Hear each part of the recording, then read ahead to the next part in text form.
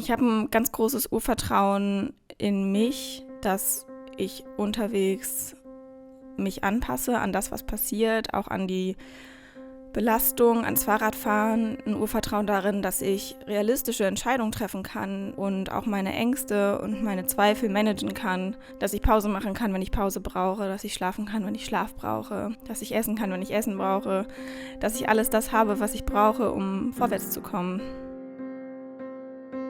Und um jeden Tag gut zu mir zu sein und die richtigen Entscheidungen für mich zu treffen. Darum geht es unterwegs. Es geht nicht darum, zwanghaft über sich selbst hinauszuwachsen. Es geht nicht darum, die krasseste oder die stärkste zu sein oder die abenteuerlustigste, sondern es geht darum, mich selber kennenzulernen und die Reise so zu gestalten, dass es für mich am Ende passt.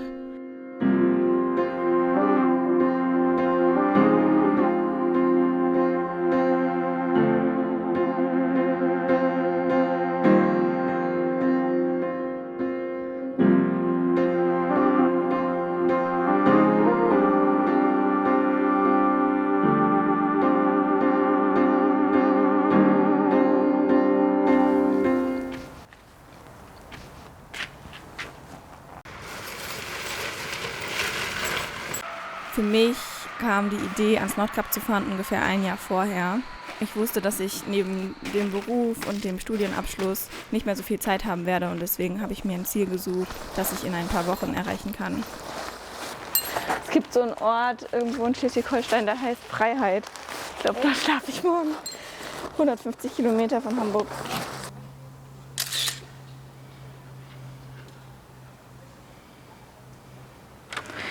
Uhr.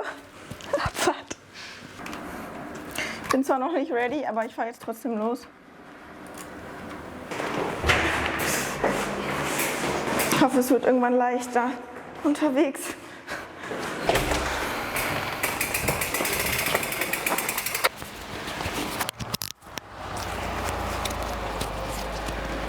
Wir dürfen nicht vergessen, gleich das Mikrofon abzumachen. Nee, das machen wir nicht. Das ist richtig geil, dass du vorne und hinten sehen kannst. Ja, ne? Kann ich so richtig vloggen für dich.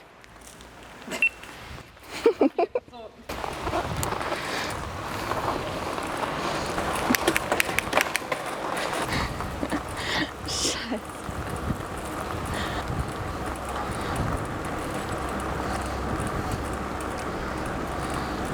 Oh Mann, ich bin echt aufgeregt, obwohl es gar keinen Grund gibt. Ich fahre einfach los. Es gibt keinen Zug, keinen Flug. Es gibt einfach nur den inoffiziellen Start. Und ich habe, keine Ahnung, viel vor.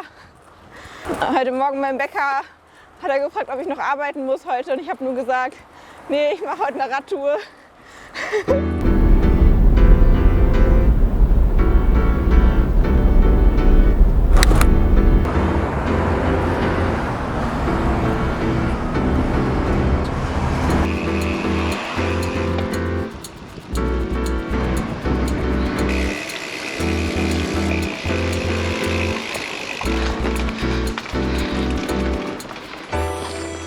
Ich habe einen richtig geilen Campspot gleich direkt am ersten Abend gefunden. Hier steht mein Bike und da ist einfach ein Badesee. Mega, und hier ist keiner. Und die einzigen Locals, die hier gerade waren, meinten, ja, kannst hier parken, schlafen. Mega warmes Wasser.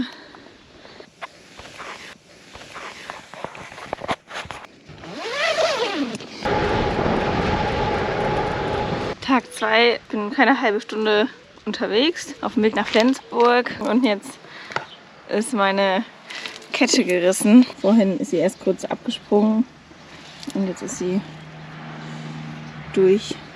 Ja, ich wusste, dass das passiert, weil die Kette ist fast 2 Jahre alt und ich bin schon ziemlich viel damit gefahren.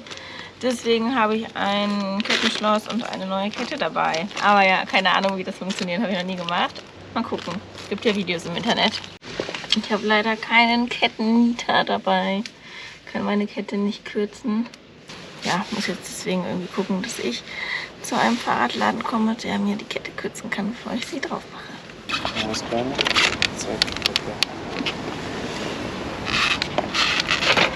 So, jetzt kannst du da. So witzig. Das ist in dem Moment postet, was du machst sozusagen. Das ist wirklich, aber ganz lustig.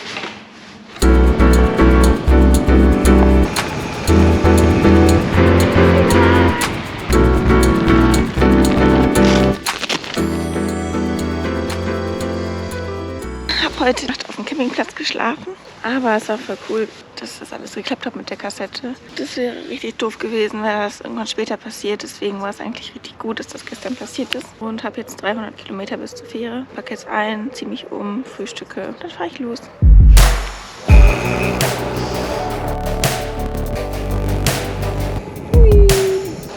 Make a friend everywhere you go.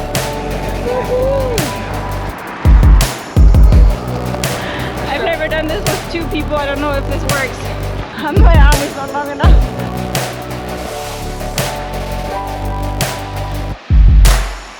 Yeah! You're already part of the story. Ja. Thank you so much.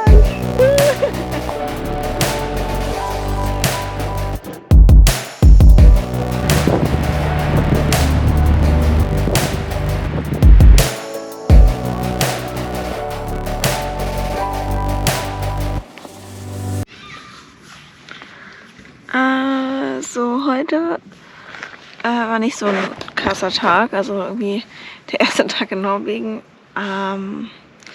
Aber ich fand es nicht so schön. Ich war ein bisschen platt, irgendwie auf der Fähre schon die ganze Zeit gegähnt. Und ja, ich habe dann irgendwie gemerkt, dass ich irgendwie gerade gar keinen Spaß mehr habe und eigentlich noch 50 Kilometer fahren wollte. Und das habe ich dann einfach abgebrochen und bin dann einfach auf dem Campingplatz. Aber nee, passt schon. Ich habe heute halt quasi dann einen halben Tag gemacht und probiere morgen wieder 100 Kilometer zu fahren.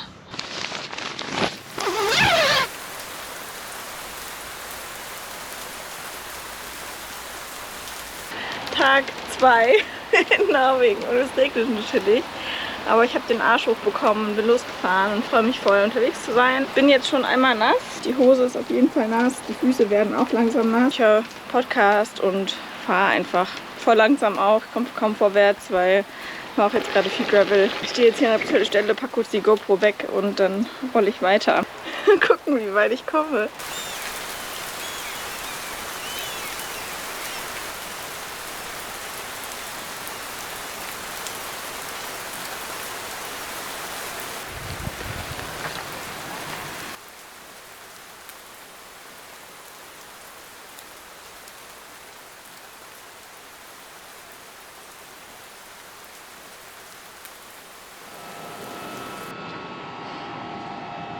Also ich wärme mich hier gerade einfach auf und trockne meine Sachen, weil es gibt einfach auch kein Hotel hier oder irgendwo, wo ich hingehen könnte, was ich irgendwie gerade einsehe, und es regnet einfach so krass und ich bin einfach jetzt stehen geblieben und habe keine Lust mehr weiterzufahren.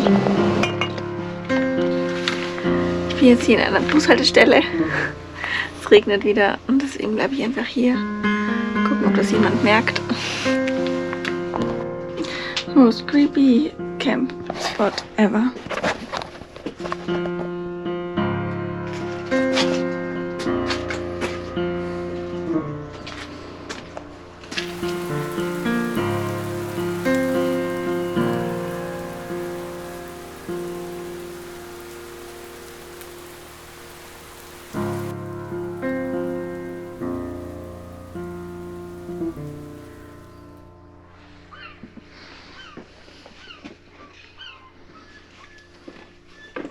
Hatte heute so einen semi-guten Tag, wenn man nicht das Gefühl hat, dass man wirklich vorwärts kommt. Heute Morgen habe ich meine Heringe vergessen und dann ist mir den ganzen Tag durch den Kopf gegangen, dass ich diese Heringe da liegen gelassen habe, und das belastet einen dann.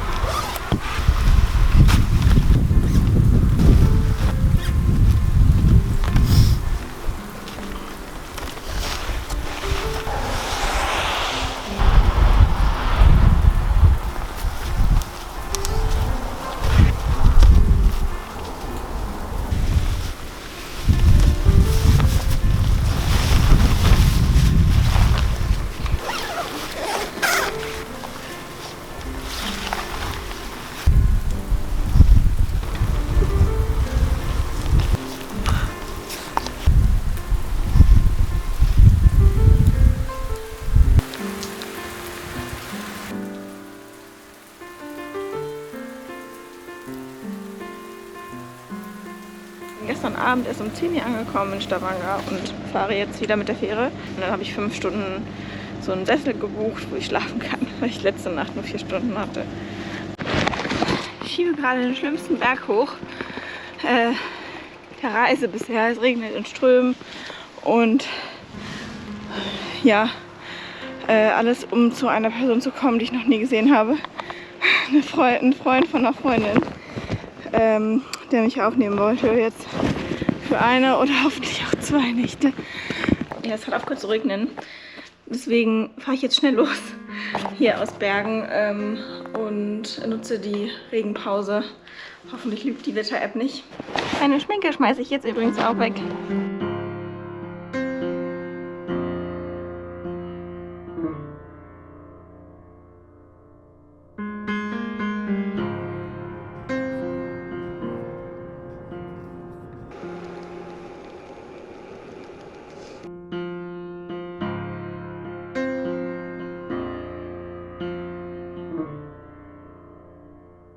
Gerade ein Fastunfall oder eher 3 hintereinander, so 3 kleine Ausrutscher. Bin erst 1,5 Stunden gefahren oder so, aber ich mache jetzt erstmal eine Pause, weil ich zitter und irgendwie ist das alles ganz schön viel immer noch.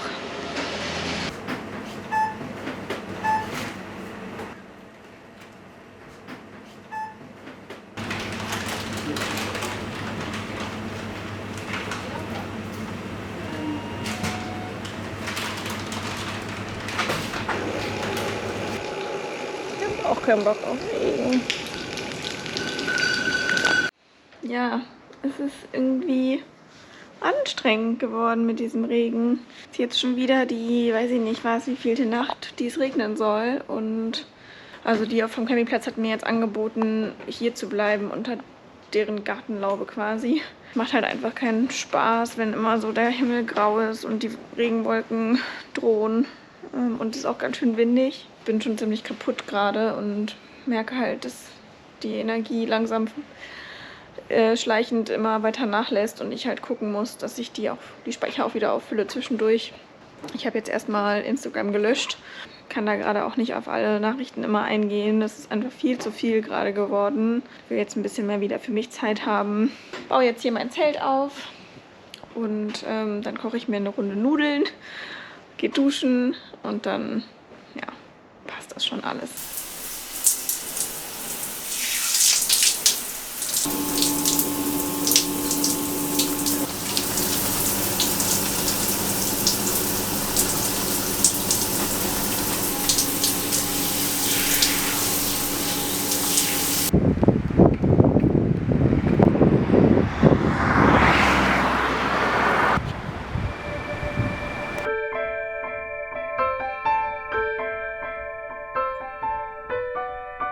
Der allererste Sonnenschein in Norwegen.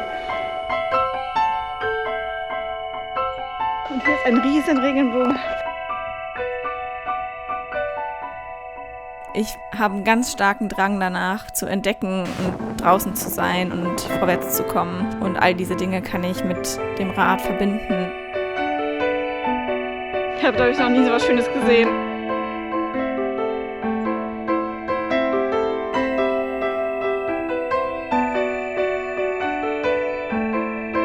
Ich bin sehr glücklich, habe natürlich aber auch alle anderen Gefühle unterwegs. Es geht nicht darum, permanent glücklich zu sein oder zufrieden mit sich selber, sondern es geht darum, zu lernen und eigene Entscheidungen treffen zu können. Und das ist für mich Fahrradfahren.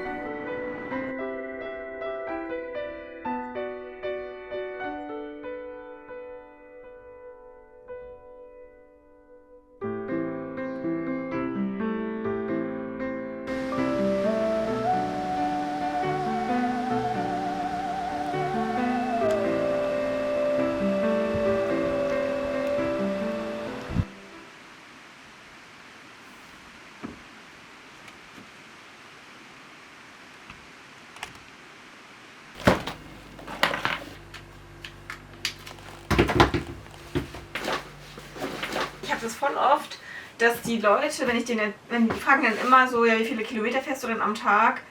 Und die denken automatisch, wenn ich irgendwas sage, das ist gar nicht so krass. So 100 Kilometer am Tag, das klingt dann immer irgendwie nicht so krass. Und ich habe immer das Gefühl, also ich finde es irgendwie wichtig auch mal zu sagen, also das ist halt was Besonderes, was wir hier machen. Und warum soll ihr das dann nicht wissen? So, man muss sich ja nicht kleiner machen, als man ist.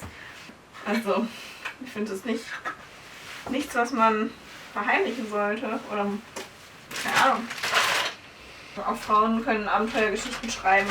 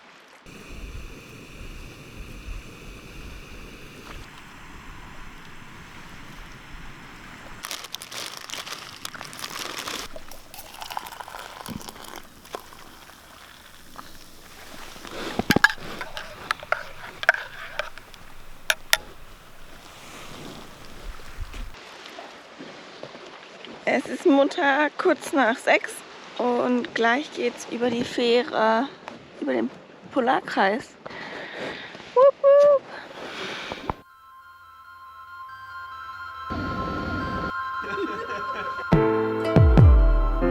Das war schon ein krasses Gefühl, nördlich vom Polarkreis zu sein, das allererste Mal.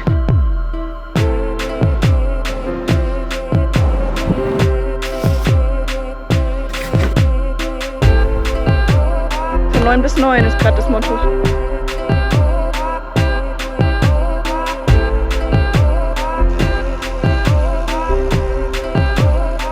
Morgen wird gleich die erste Fähre genommen. Pole Position Campingplatz.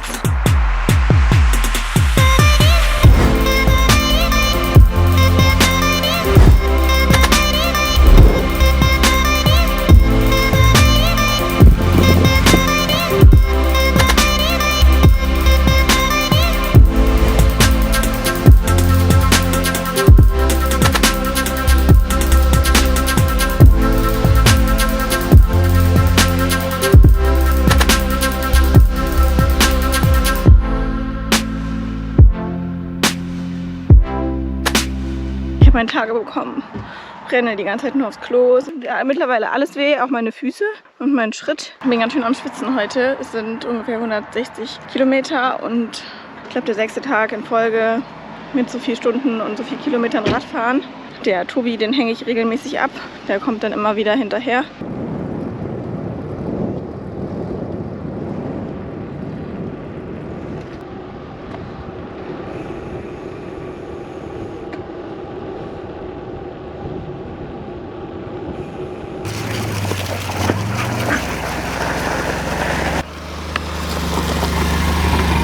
Und jetzt bin ich hier gerade einen Berg hochgefahren und es regnet und da steht man auf einmal vor so einem Schild. Area closed for travel. Einfach so, davon stand unten noch nichts. Aber es sieht so aus, als wären da schon einige dran vorbeigefahren. Und das probiere ich einfach mal. Ja, hier fehlt tatsächlich einfach die Straße. Da kam ein richtiger Rutsch runter. Das Gute ist nur, dass sie halt das Schild aufgestellt haben, nachdem man hier eh schon hochgefahren ist.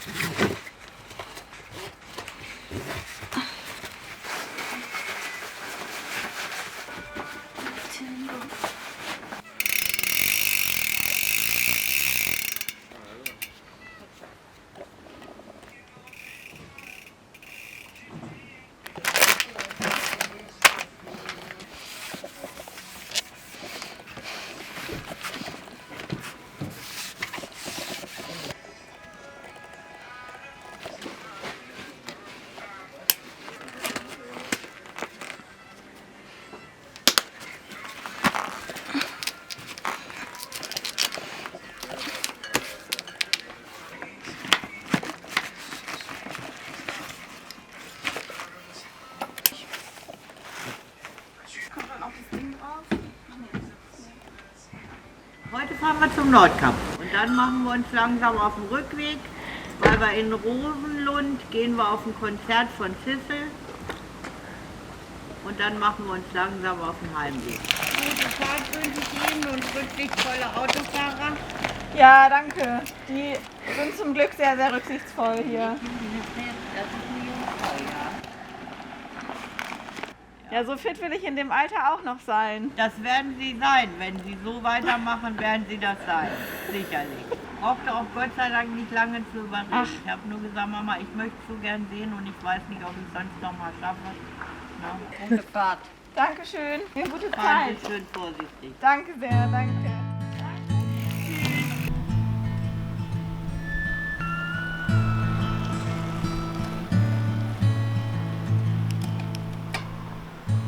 Das Paradoxe am Alleinereisen ist, dass ich eigentlich sehr gerne mit Menschen zusammen bin und dass ich sehr gerne für andere da bin. Aber auf Reisen alleine zu sein, ist Quality Time mit mir selber zu haben und selber die Kraft zu finden in mir und dann am Ende auch Kraft zu finden, später wieder für andere da zu sein. Ich glaube, nur wenn wir gut zu uns selber sind, können wir auch gut zu anderen sein. Es gibt mehrere Tage am Stück, wenn ich auch einfach keinen anderen Radfahrer und keine andere Radfahrerin treffe.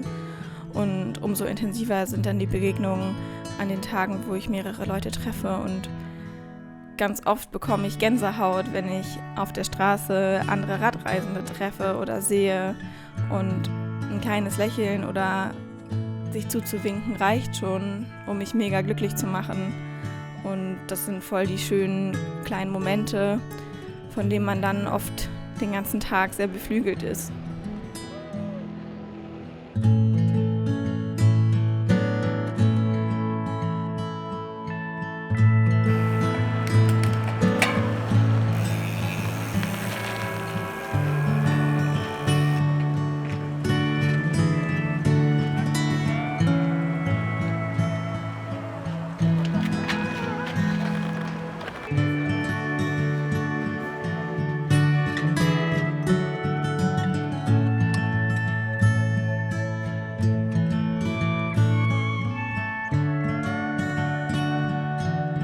Hallo Mami. Na? Na, meine Liebe, wie geht's dir? Ja? Ich denke immer ganz viel an dich. Ja, würde dir das alles so gerne mitzeigen. –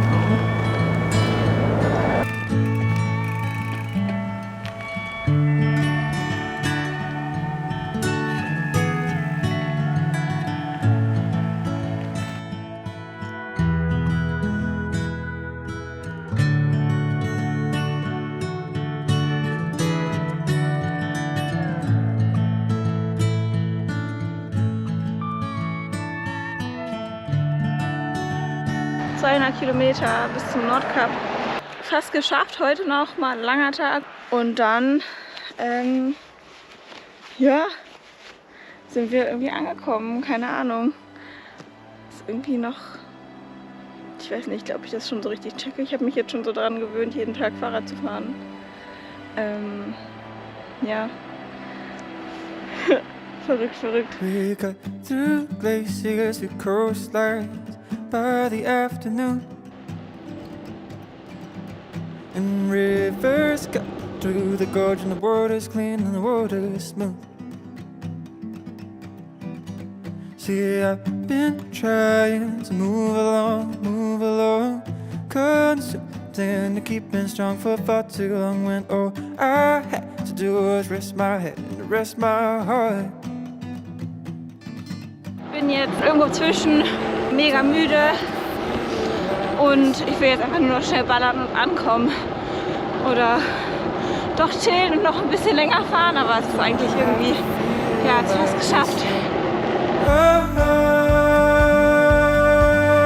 Letting go. See, I've been trying to hold on Noch to 150 this Kilometer. feel.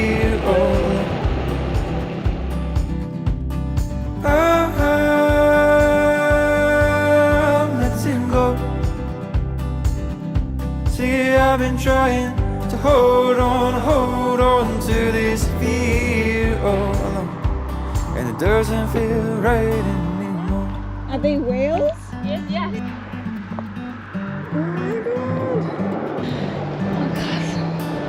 Viel zu viel für mich. Back to rest and work along this canvas line. We can sleep to work a better rest at night with less on my mind. See, I've been trying to move along, constant to keeping strong for far too long. When all I had to do was rest my head and rest my heart. And you don't have to feel like this, no.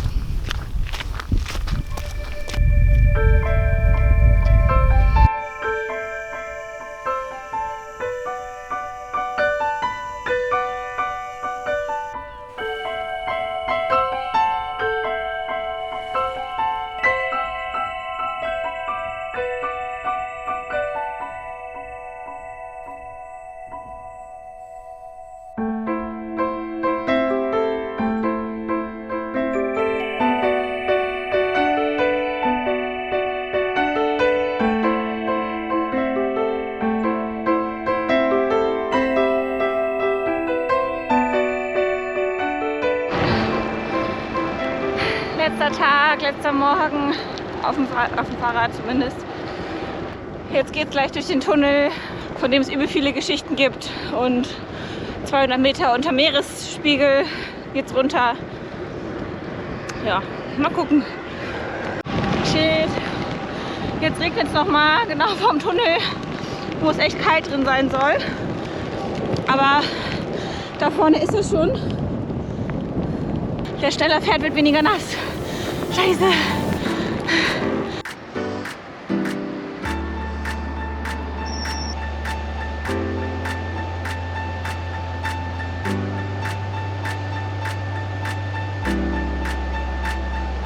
Ganz ruhig hier drin. War nicht viel Verkehr. Kein LKW. Doch einer, der mich auch angehupt hat, um mich zu motivieren. Jetzt ist es nicht mehr weit.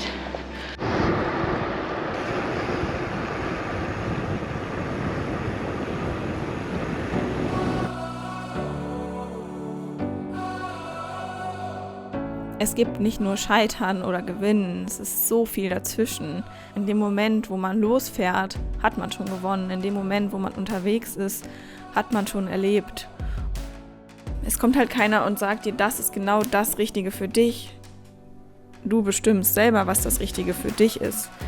Welche Form, welche Länge, welche Strecke, welches Abenteuer ist dein Abenteuer? Ich glaube, das ist eine wichtige Frage und ich glaube, dass wir die Antwort darauf schon kennen oder dass du die Antwort darauf schon kennst. So, das sind jetzt wirklich die letzten Kilometer und es geht halt einfach nochmal mega hoch. Also das Tunnel ist gar nicht das Schlimme. Sollte sich auf jeden Fall ein bisschen Kraft aufheben für den letzten Berg.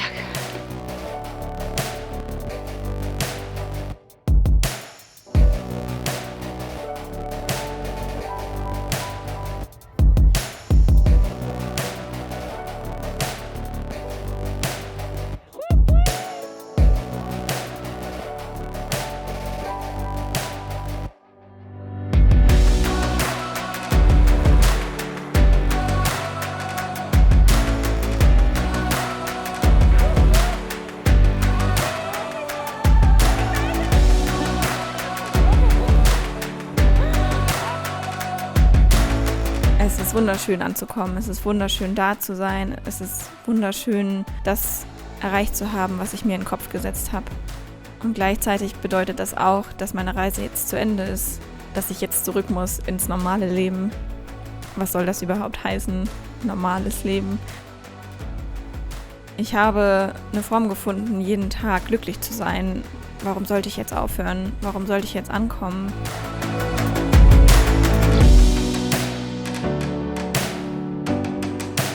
Ja, ich bin angekommen, aber irgendwie bin ich auch noch nicht angekommen. I don't wanna do this on my own, on my own. Look, you don't wanna do this on your own, on your own. Sie hat eine neue Kamera gekauft. Do this on our own, on our own. Look, we don't have to do this on our own, on our own.